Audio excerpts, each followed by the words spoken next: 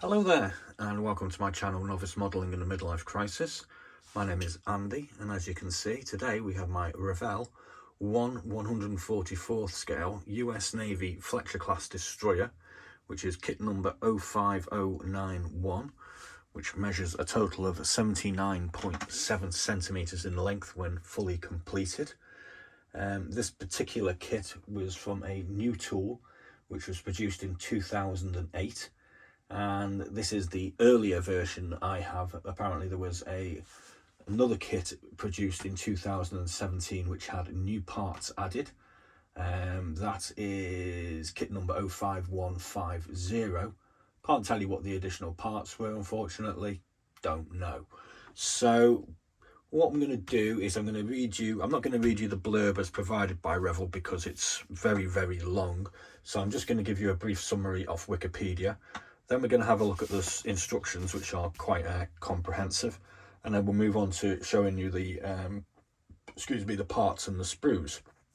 So I'm hoping to have this wrapped up in sort of 12 to 15 minutes, so I hope you have the time to bear with me. So as of Wikipedia, USS Fletcher DD 445, named for Admiral Frank Friday Fletcher, was the lead Fletcher class destroyer and served in the Pacific during World War II. She received 15 battle stars for World War II service and 5 for Korean War service. Fletcher was laid down by the Federal Shipping and Dry Dock Company, Kearney, New York, on 2nd of October 1941. She was launched on the 3rd of May 1942, sponsored by Mrs. F.F. Fletcher, widow of Admiral Fletcher, and commissioned on 30th of June 1942. Now, I'll just give you a little bit of a history of the actual ship itself. It had quite a long career.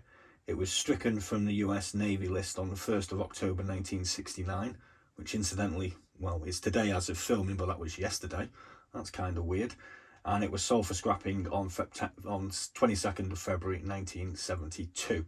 There were roughly 175 Fletcher class destroyers produced during World War II, of which many ended up in different navies. I was talking to a very nice fellow online yesterday who told me that there were several ended up with the Spanish Navy, and they continued working until the 1980s.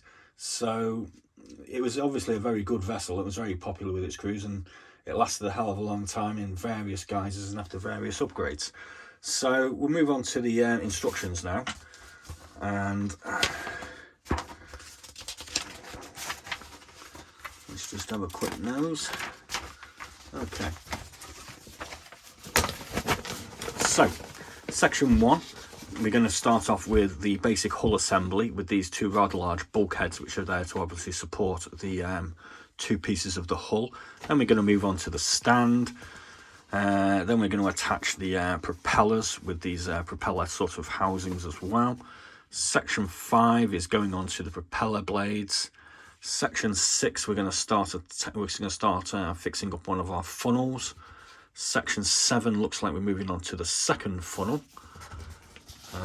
Section 9, we're going to put the decking. So, apologies if I actually forget some of these words. It's quite difficult doing these things online. We're going to put the decking on the hull. And then we're going to start attaching some of the side panels for the superstructure in section 11 and section 10. Section 12 is more superstructure, and then we're going to put this top, or deck I suppose you could call it, on top of the forward superstructure part. And then we're going to move on to the central superstructure and the rear superstructure as well. Section 16 looks like we're going to start doing the bridge house. Section 17 looks like the open top bridge. Open top bridge? I think that might be the open top bridge, not quite sure. Section 19 and 20, we're going to start attaching our funnels to the actual superstructure. 21, 22 and 23, not too sure what they are. It looks like some sort of anti-aircraft mounting or secondary battery mounting.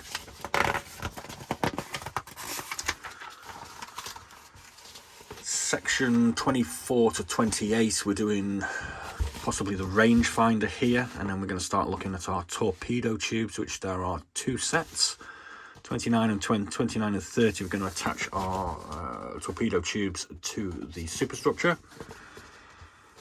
32, we're going to put the rangefinder and so this is probably the radar gear onto the top of the open bridge superstructure. More radar equipment, some masts going in as well in number 33. 34 and 35, we're going to be putting, looks like a little crane, some ladders. We're going to start putting some small parts on, basically. This is when the carpet monster starts licking his lips. More small parts on 36. This looks like one of the anti-aircraft mountings on 37, so probably going to be doing multiple ones of those, I would have thought. 38, putting it into its housing. 40, one of the ship's boats, or two of the ship's boats. Number 41, we've got 6 of these single barrel anti-aircraft guns. 42, looks like we're going to be moving on to the turrets. 2 turrets, so obviously there were 5 turrets on the ship, but maybe they are all slightly different. 43, yep, there we go. We've got 3 more turrets to do, so obviously they are kind of different in some way, don't know what. 44, we're going to start putting the turrets onto the superstructure. 45, we're going to be putting this thing on here. Kind of looks like it's already there, but okay.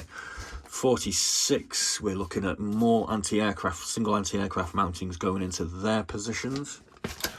47, we're going to be putting some life rafts and the ship's boats on. 48, we're looking at the 2 forward gun mountings. And 50, looks like we've got the chain for the anchor going in.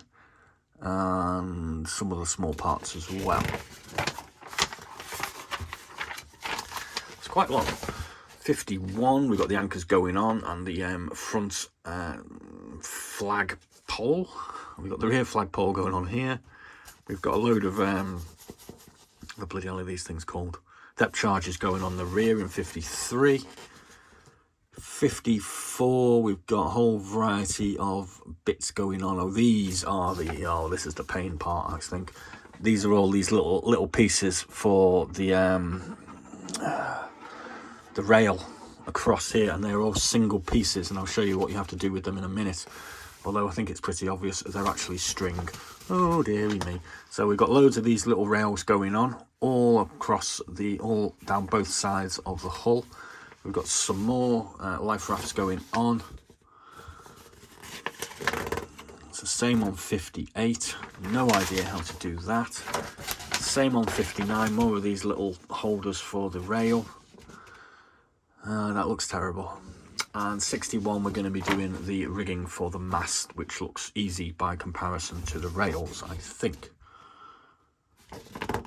Yeah, that's in section 1 and section 2, they're doing that. And then that's how the rigging should end up. I'm sure we can probably manage to do that without destroying our mast, because they do look quite sturdy. Okay, so that's the instruction part completely. A couple of painting diagrams in black and white, unfortunately. We have DD445 USS Frank Fletcher, giving us both sides and a top view down of what it's supposed to look like. We also have USS Chevalier, which is DD451. This is obviously just sort of plain and dark grey with a red hull. And then we get a similar variation for the Fletcher, for a Fletcher class destroyer. Not sure what theatre that was in. So that's the painting diagrams out the way. What should we do now? We'll do the hull.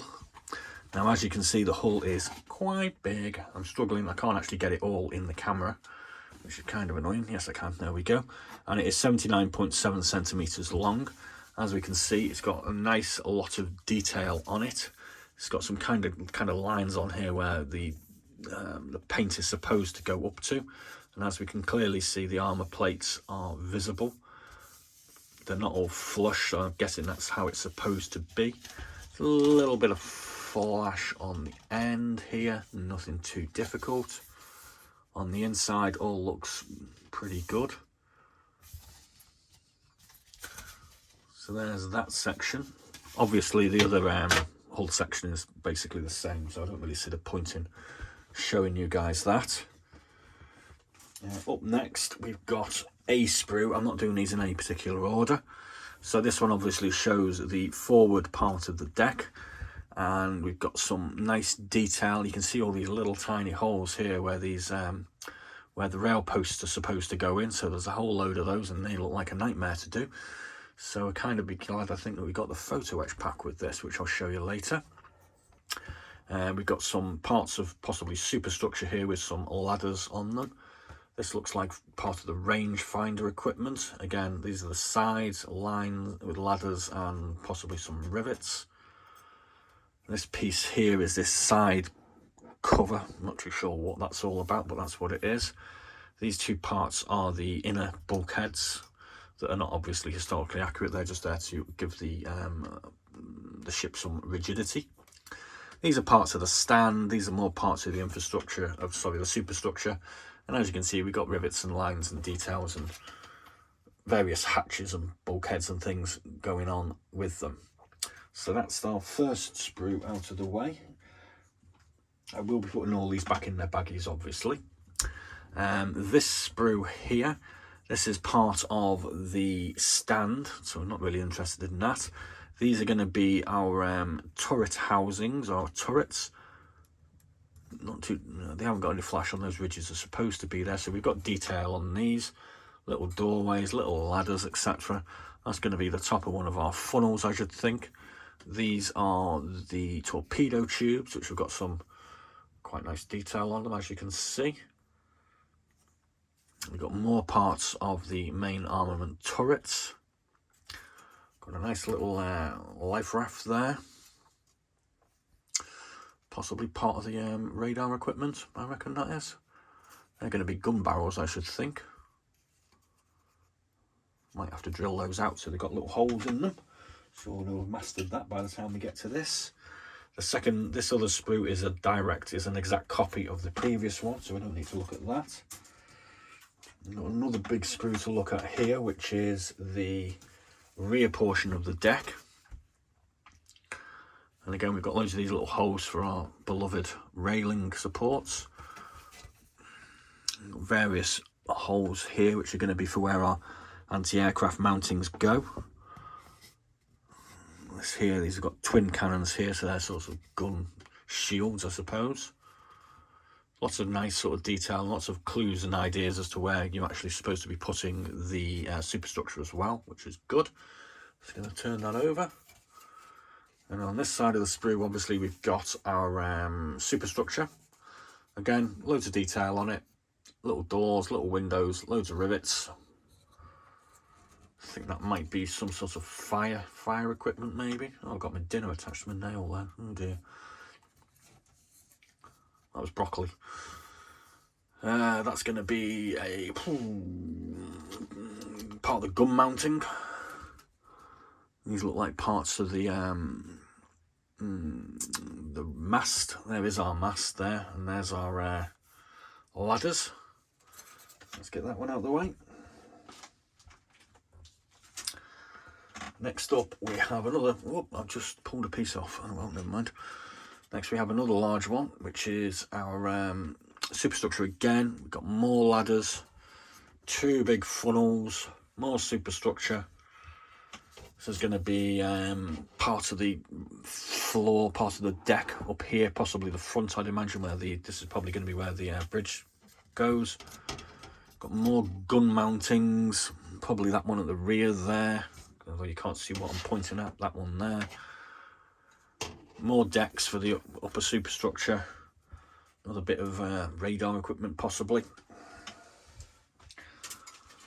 And then we've got a few more little sprues, which I'll just whiz through. These are the railing supports. Yeah, great. Loads of railing supports. Brilliant.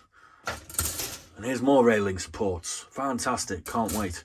We've got a couple of nice big propellers. We've got more ladders. That'll be the rudder. That looks like chain, possibly for the anchor. It's broken, unfortunately. Never mind. I can't blame the previous owner, as this was sealed when I actually got it. What have we got here? This is going to be part of our depth charge rack. And a whole load of other parts that I can't identify, I'm afraid. And another broken piece there. You know what, we've got a bit of extra gluing to do. And then we have 2 sprues that look like this. This is our ship's boats and our davits, I think they're called. A couple of dinghies. They look like a couple of single mount gun barrels. Got a searchlight there.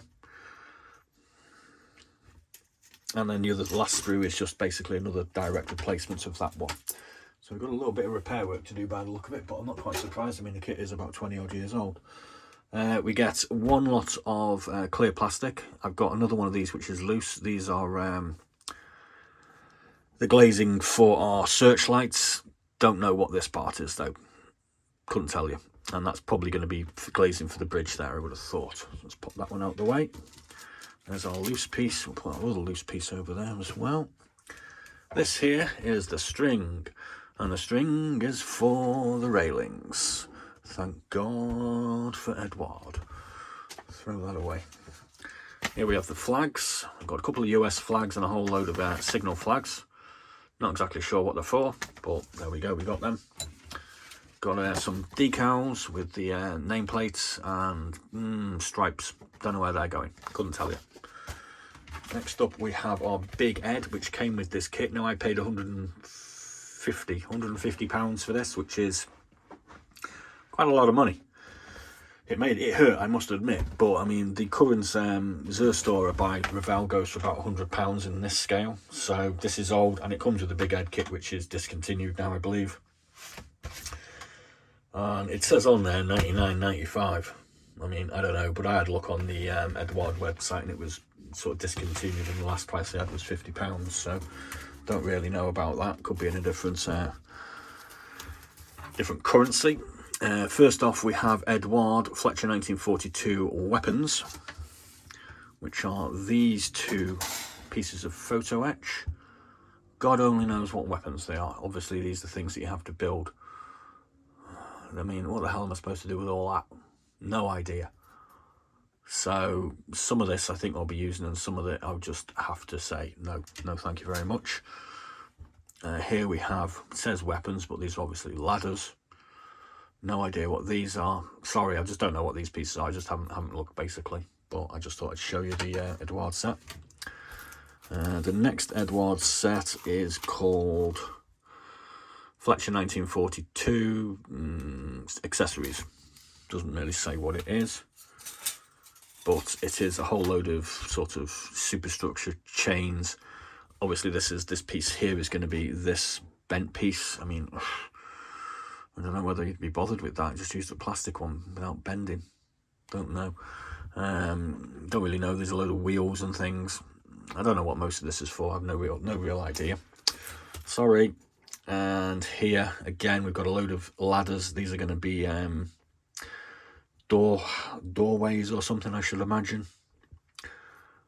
More ladders. I think I'll definitely try and use the ladders. The ladders look good. These are going to be inserts for the life rafts, I should think.